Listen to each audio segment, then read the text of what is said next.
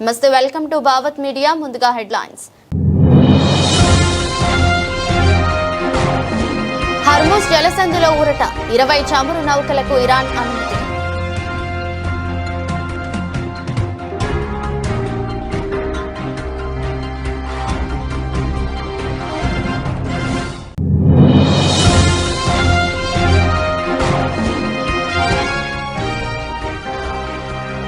కేరళలో కాంగ్రెస్ లెఫ్ట్ పార్టీల మధ్య సంబంధాలను ప్రశ్నించిన ప్రధాని మోదీ, రాష్ట్రాన్ని లూటీ చేస్తున్నాయని విమర్శ.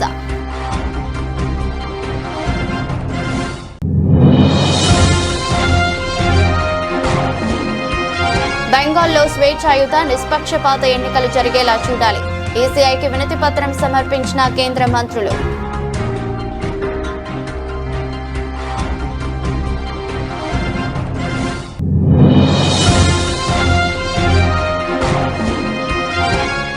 చంద్రబాబు పవన్ పై తెలంగాణ పృథ్వీరాజ్ యాదవ్ సంచలన వ్యాఖ్యలు. ప్రతి శని ఆదివారం హైదరాబాద్ లో ఏం పని అని నిలదీత.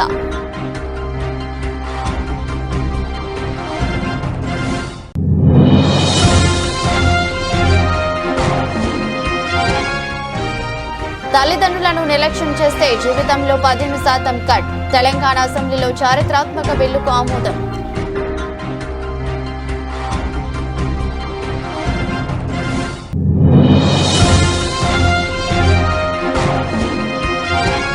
తెలంగాణ శాసన మండలిలో కీలక పరిణామం. బీఆర్ఎస్ ఎమ్మెల్సీలపై సస్పెన్షన్ వేటు వేసిన మండలి chairman.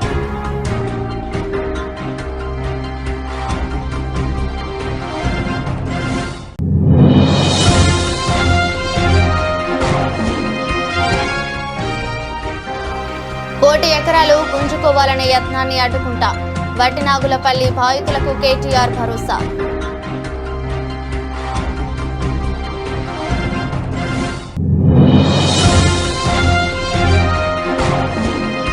YS Jagan Malapeta port, Bhogapuram airport, Uddanam kidneys research సెంటర్ను నిర్మించారు. గుర్తు చేసిన మాజీ మంత్రి ధర్మాన ప్రసాదరావు.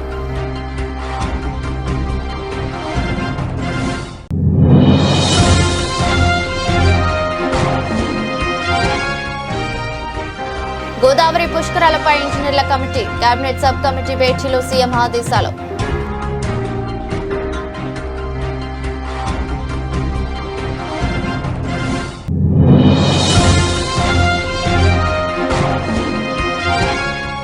భూములు కోల్పోయిన రైతులకే న్యాయం చేయని చంద్రబాబు, డైవర్షన్ పాలిటిక్స్ లో భాగంగానే అసెంబ్లీ ప్రత్యేక సమావేశం స్పష్టం చేసిన వైఎస్ఆర్సీపీ నేతలు.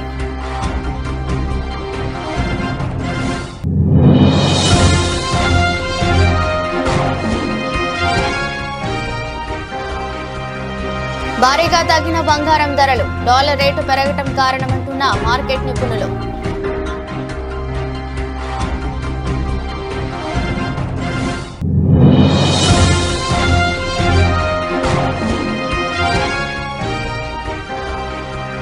ఇరాన్ యుద్ధ భయాలు, కుప్పకూలిన భారత స్టాక్ మార్కెట్లు, భారీ నష్టాలతో ప్రారంభమైన సూచీలు.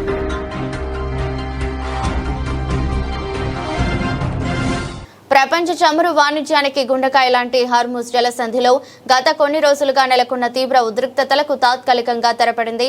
నిలిచిపోయిన 20 భారీ చమురు నౌకలు జలసంధి గుండా ప్రయాణించేందుకు ఇరాన్ అనుమతించిందని అమెరికా అధ్యక్షుడు డొనాల్డ్ ట్రంప్ వెల్లడించారు. ఈ రోజు నుంచి ఈ నౌకలు రాకపోకలు తిరిగి ప్రారంభమయ్యాయి. ఈ పరిణామంపై ట్రంప్ ఎయిర్ ఫోర్స్ 1 విమానంలో మీడియాతో మాట్లాడారు. ఇరాన్ ఒక గొప్ప దేశం, వారు మమ్మల్ని గౌరవిస్తున్నారు. అందుకు ప్రతిఫలంగానే సోమవారం నుంచి 20 భారీ చమురు నౌకలను హర్ముజ్ జలసంధి దాటేందుకు అంగీకరించారని ఆయన పేర్కొన్నారు.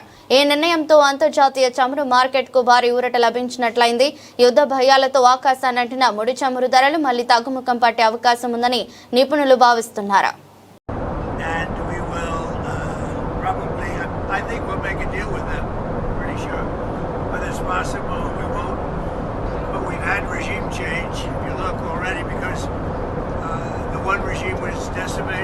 Destroyed, they're all dead. The next regime is mostly dead.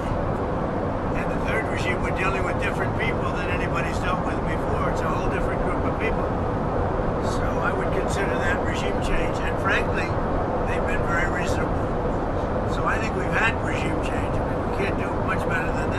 కేరళలో కాంగ్రెస్ లెఫ్ట్ పార్టీల మధ్య సంబంధాలను ప్రధాని మంత్రి నరేంద్ర మోదీ ప్రశ్నించారు. రెండు పార్టీలు పరస్పర ప్రత్యర్థులతో కనిపిస్తూ వంతుల వారీగా రాష్ట్రాన్ని లూటీ చేస్తున్నాయని విమర్శించారు.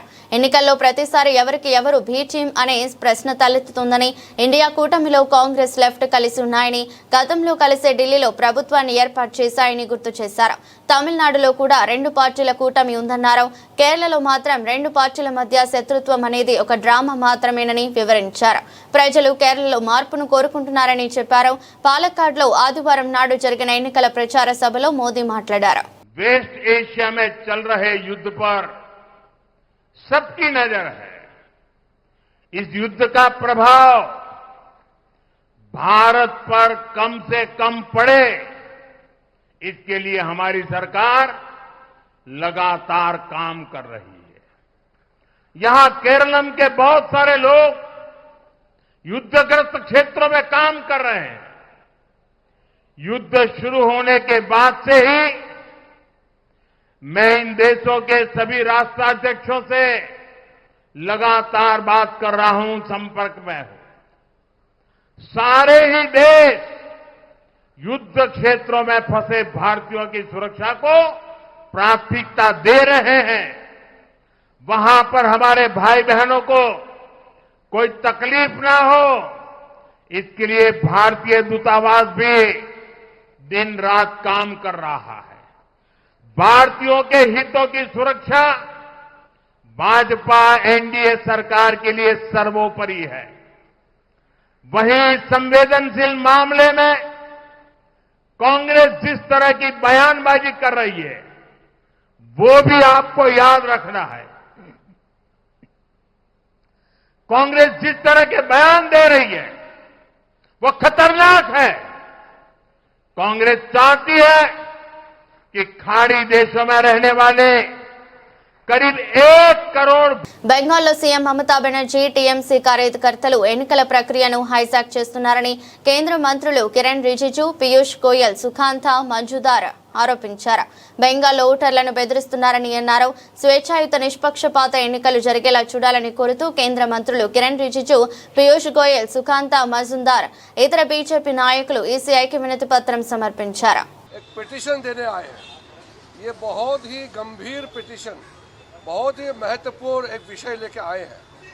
अभी जो चुनाव हो रहे हैं 5 राज्यों में, उसमें से सबसे विशेषकर पश्चिम बंगाल में चुनाव को पूरा हाईजैक करने के लिए, लोकतंत्र को पूरा कब्जा करके, लोगों को अपना मत देने का अधिकार को वंचित रख करके, डरा धमका करके पश्चिम बंगाल में जो तबाही मचा रखा है, वहाँ के मुख्यमंत्री ममता बनर्जी और तृणमूल कांग्रेस ने जो हालात बना के रखा है, उसको लेकर के गंभीर चर्चा इलेक्शन कमीशन ऑफ इंडिया के साथ हम लोगों ने बैठक की.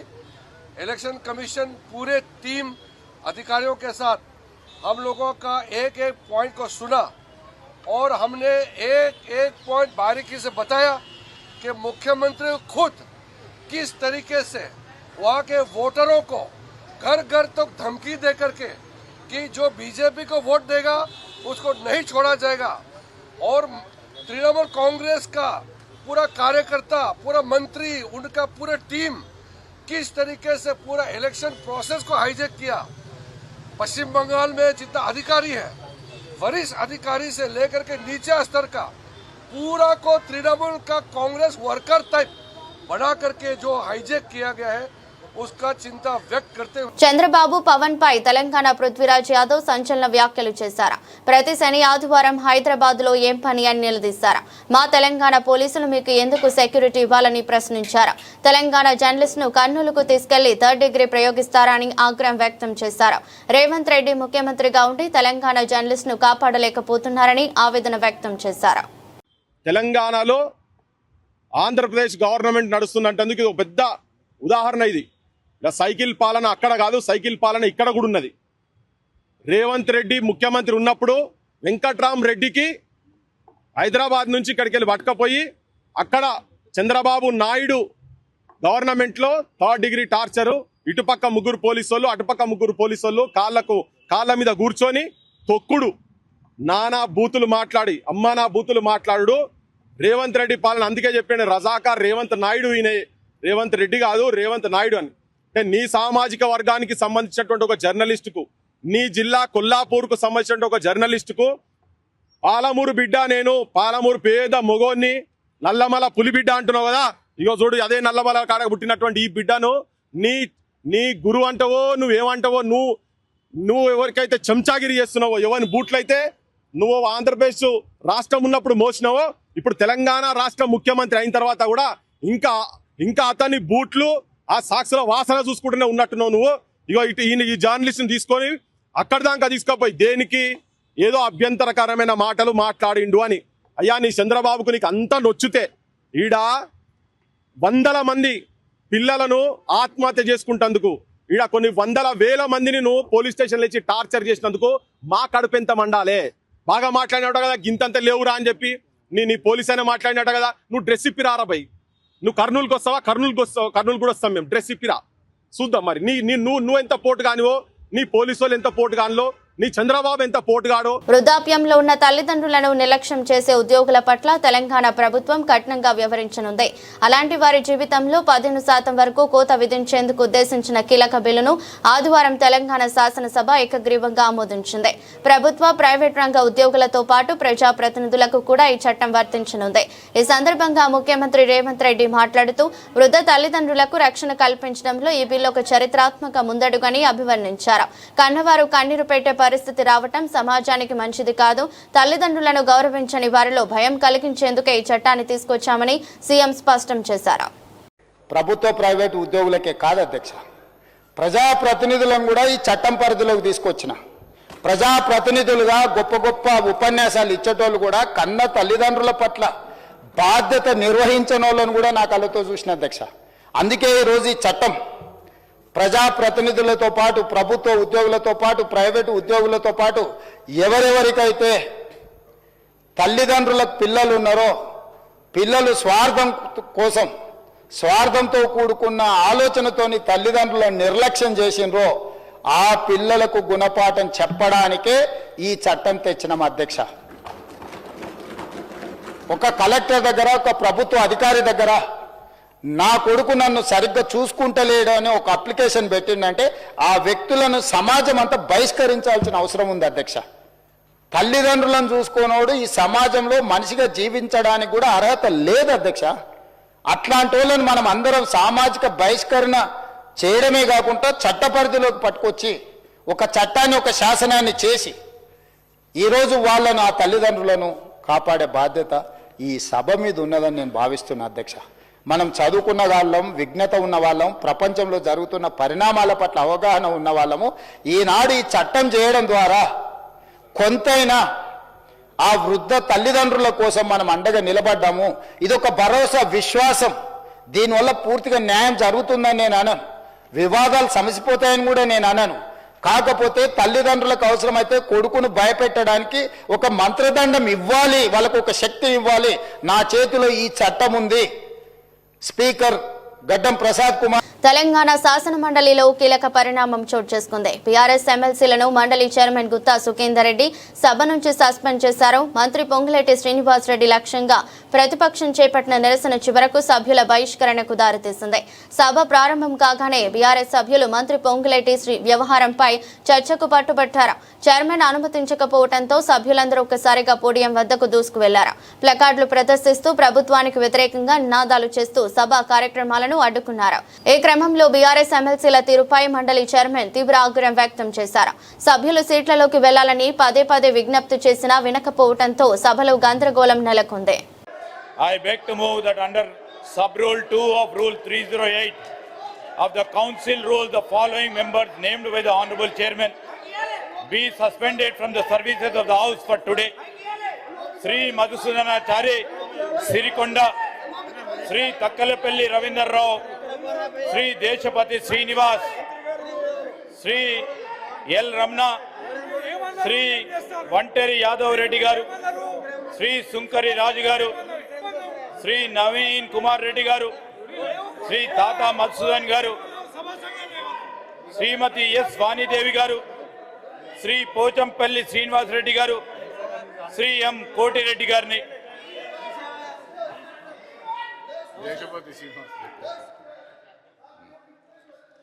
Please.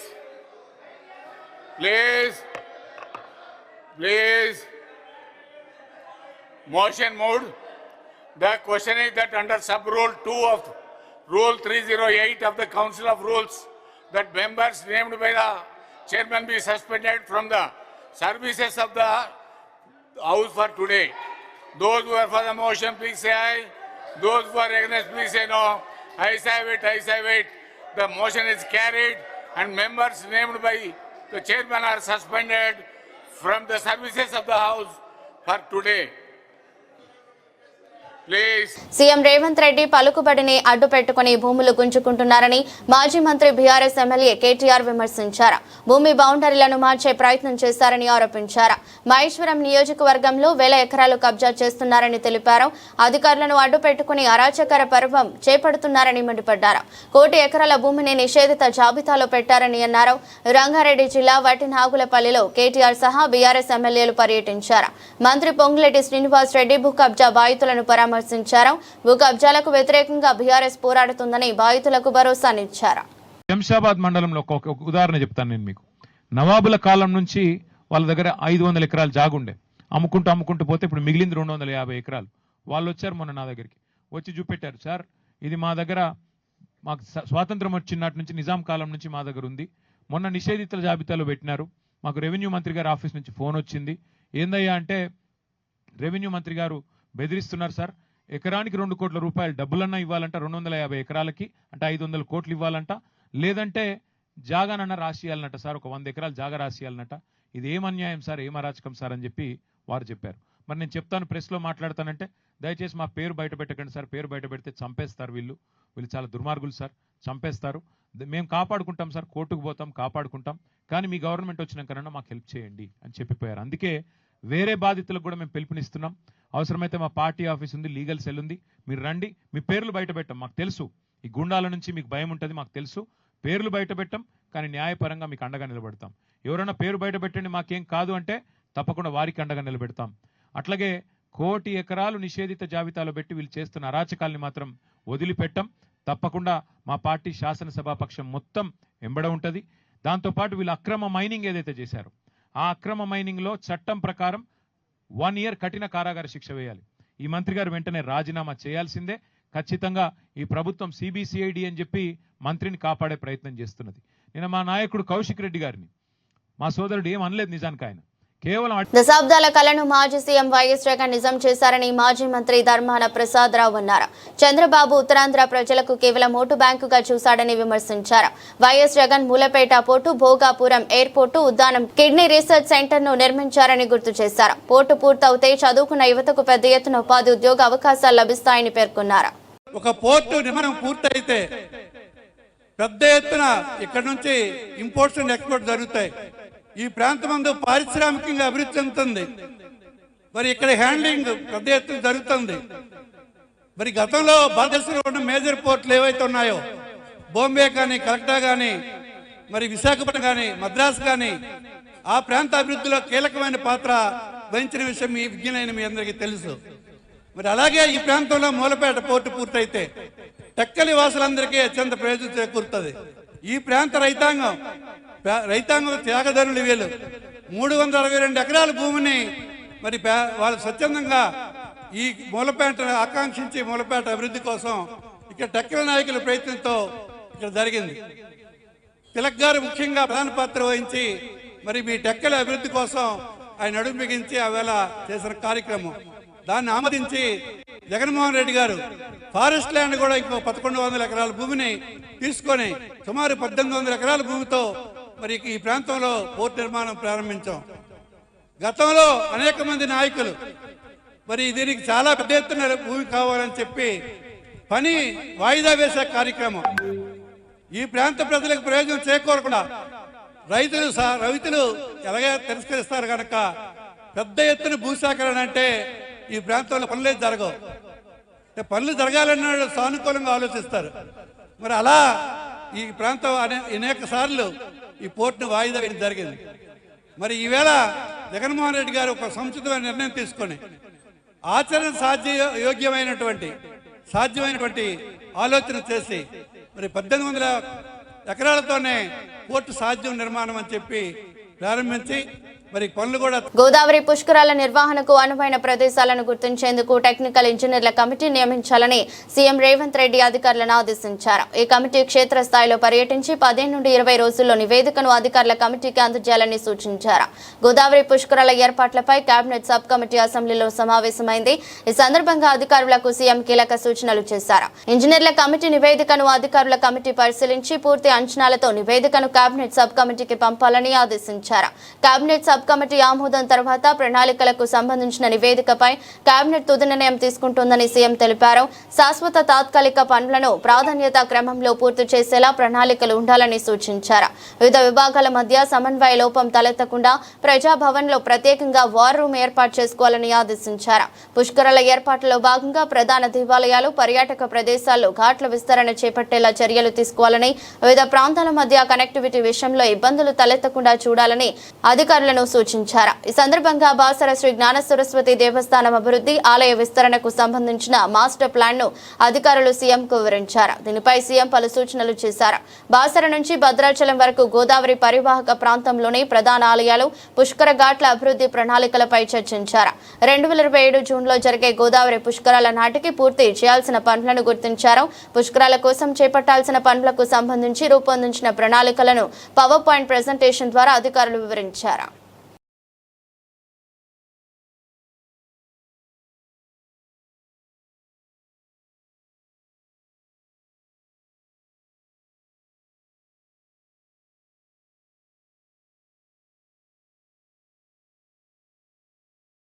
అమరావతి శాశ్వత రాజధాని తీర్మానం కోసం ఏర్పాటు చేసిన అసెంబ్లీ ప్రత్యేక సమావేశం చంద్రబాబు ప్రజల దృష్టిని మళ్లించడానికి ఆడుతున్న డ్రామాని వైఎస్ఆర్సీపీ నేతలు పి రవీంద్రనాథ్ రెడ్డి, అంజాద్ బాషా ఆగ్రహం వ్యక్తం చేశారు. వైఎస్ఆర్ కడప జిల్లా పార్టీ కార్యాలయంలో ఏర్పాటు చేసిన ప్రెస్ మీట్ లో మాట్లాడుతూ భూములు ఇచ్చిన రైతులకే నేటికి న్యాయం చేయని చంద్రబాబు మరో 50,000 ఎకరాల రెండో విడత ల్యాండ్ పూలింగ్ కోసం సిద్ధమవుతున్నారని ఆరోపించారు.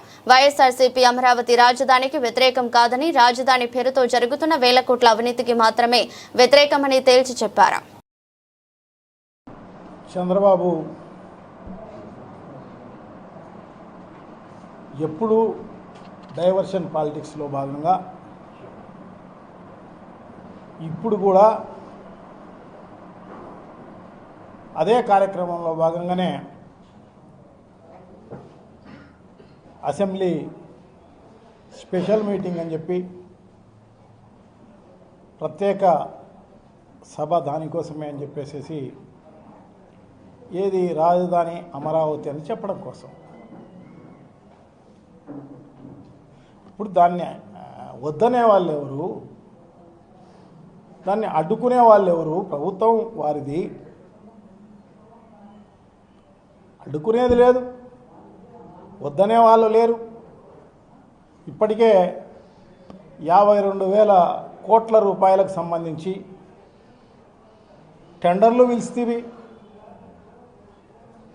దాని పేరుతో 47,000 కోట్ల రూపాయలు అప్పులు చేసుకుంటేవి.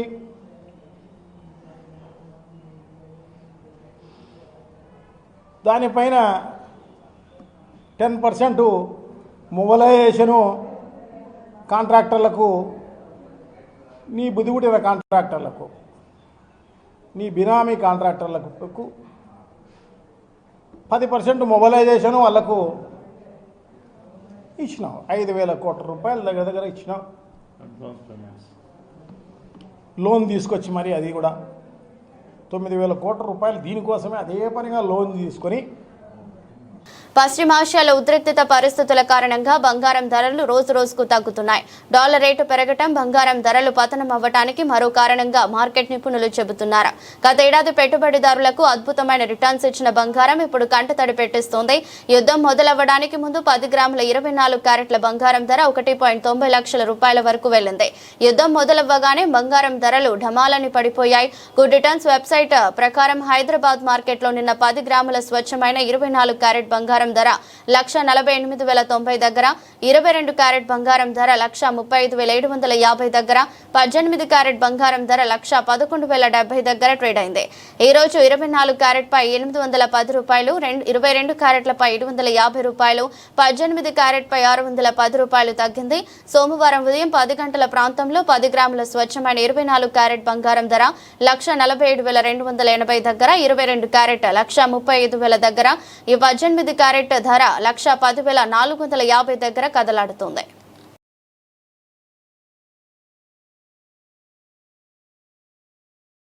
పశ్చిమాసియాలో నెలకొన్న యుద్ధ వాతావరణం భారత్ స్టాక్ మార్కెట్లపై తీవ్ర ప్రభావం చూపింది. ఇరాన్లో నెలకొన్న యుద్ధ అనిశ్చితి, పెరుగుతున్న ముడి చమురు ధరలు మదుపర్ల సెంటిమెంట్ను దెబ్బతీయడంతో సోమవారం సూచీలు భారీ నష్టాలతో ప్రారంభమయ్యాయి.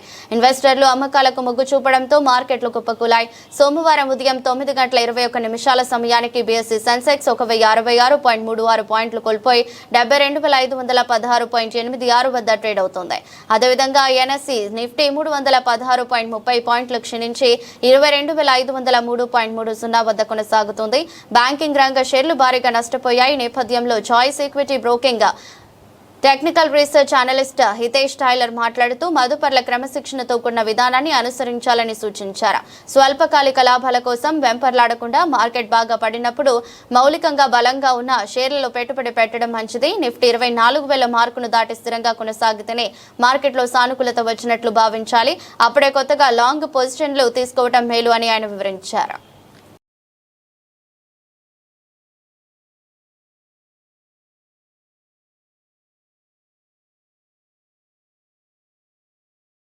వార్తలు ముగించే ముందు మరోసారి హెడ్లైన్స్. హర్ముజ్ జలసంధిలో ఊరట, 20 చమురు నౌకలకు ఇరాన్ అనుమతి.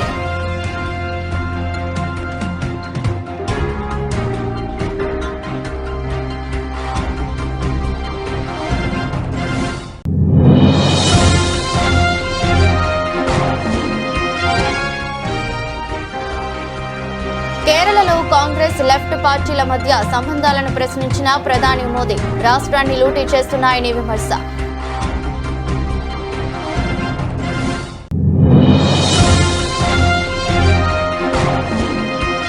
బెంగాల్లో స్వేచ్ఛాయుత నిష్పక్షపాత ఎన్నికలు జరిగేలా చూడాలి. ఈసీఐకి వినతి పత్రం సమర్పించిన కేంద్ర మంత్రులు.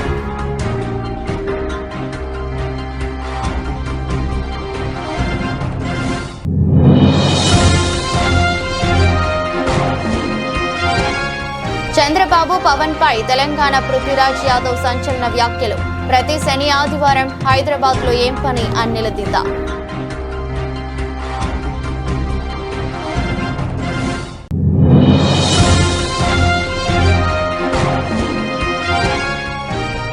తల్లిదండ్రులను నిర్లక్ష్యం చేస్తే జీవితంలో 15% కట్. తెలంగాణ అసెంబ్లీలో చారిత్రాత్మక బిల్లుకు ఆమోదం.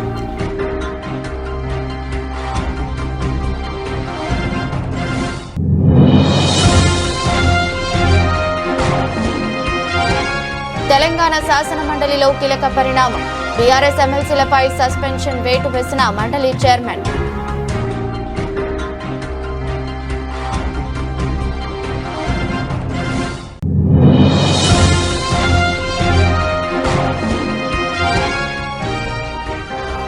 కోటి ఎకరాలు గుంజుకోవాలనే యత్నాన్ని అడ్డుకుంటా.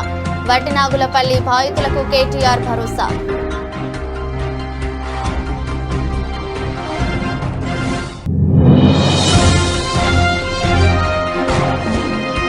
YS Jagan Malapeta port, Bhogapuram airport, Uddanam kidneys research సెంటర్ను నిర్మించారు. గుర్తు చేసిన మాజీ మంత్రి ధర్మాన ప్రసాదరావు.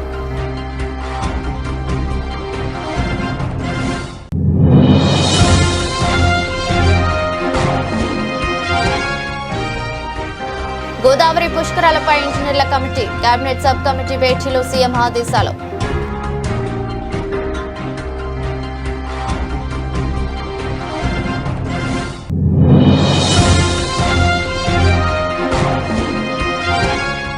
భూములు కోల్పోయిన రైతులకే న్యాయం చేయని చంద్రబాబు, డైవర్షన్ పాలిటిక్స్ లో భాగంగానే అసెంబ్లీ ప్రత్యేక సమావేశం స్పష్టం చేసిన వైఎస్ఆర్సీపీ నేతలు.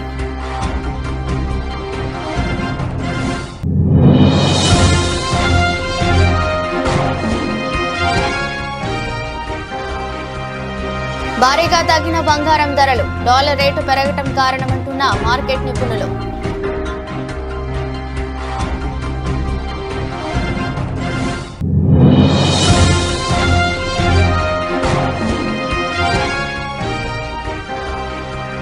ఇరాన్ యుద్ధ భయాలు, కుప్పకూలిన భారత స్టాక్ మార్కెట్లు, భారీ నష్టాలతో ప్రారంభమైన సూచీలు. ఇది రోజు బులెటిన్. మరో బులెటిన్లో మళ్ళీ కలుద్దాం. అంతవరకు సెలవు. నమస్కారం.